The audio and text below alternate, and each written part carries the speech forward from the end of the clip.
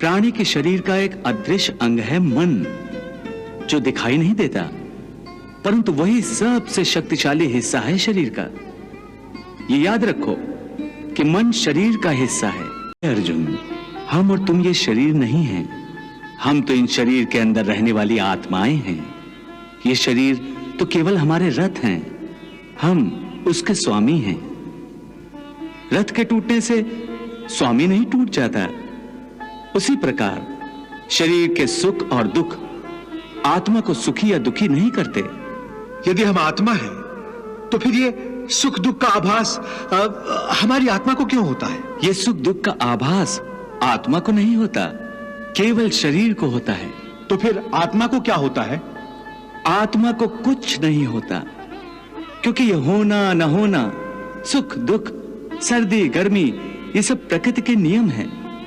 आत्मा तो अविनाशी परमात्मा का अंश है, इसलिए आत्मा प्रकृति की सीमा से बाहर है। आत्मा अचिंत्य है, मानवीय चेतना के चिंतन के घेरे में नहीं आती।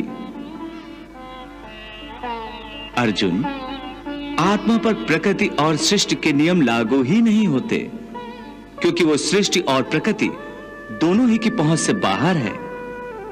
जैसे एक चिंगारी अग्नि का ही अंश होती है, वैसे ही आत्मा परमात्मा का ही अंश होता है।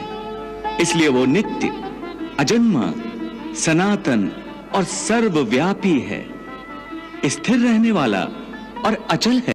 हे पार्थ, आत्मा को न कोई शस्त्र काट सकता है, न उसे अग्नि जला सकती है, इसको जल नहीं गला सकता, न इसे वायु ही सुखा सकती है। नैनम छिन्दन्ति शस्त्राणि नैनम दहति पावकः न चैनम क्लेदन्त्यापो न शोष्यति मारुतः। हे अर्जुन, ये सब समझकर तुम्हें ना किसी के मरने का शोक मनाना चाहिए और ना किसी के ना मरने की खुशी का प्रदर्शन करना चाहिए। हे केशव, ये सब मानकर भी कि आत्मा नित्य, सनातन और अजन्मा है, उसे शस्त्र नहीं काट सकते, आग नहीं जला सकती, फिर भी प्राणी की आत्मा को दुख सुख, शोक खुशी, मान अपमान, पीड़ा और आनंद का एहसास क्यों होता है? हे पार्थ, मैंने पहले ही तुम्हें बताया कि सुख दुख का आभास करना आत्मा का नहीं, शरीर का काम है।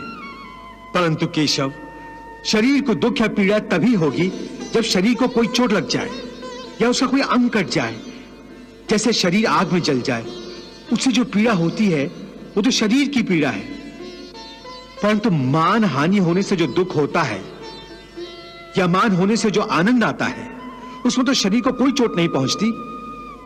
वो मान हानि का दुख, वो अपकीर्ति की पीड़ा तो आत्मा को ही होती है ना? नहीं अर्जुन, ये कीर्ति अपकीर्ति, मान अपमान, ये लाभ हानि, ये जीतने का आनंद अथवा हारने की पीड़ा, ये भी आत्मा को नहीं होती। ये आत्मा का काम नहीं है, ये तो मन की शरारत है। मन की शरारत, इसका क्या अर्थ है केशव?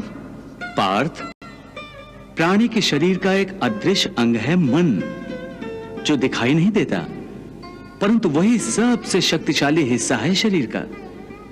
ये याद रखो कि मन शरीर का हिस्सा है, उसका आत्मा से कोई संबंध नहीं। आत्मा यदि रथ में बैठा हुआ रथ का स्वामी है, तो मन शरीर रूपी रथ का सारथी है। ये मन ही इंद्रियों के घोड़ों को इधर उधर भटकाता है।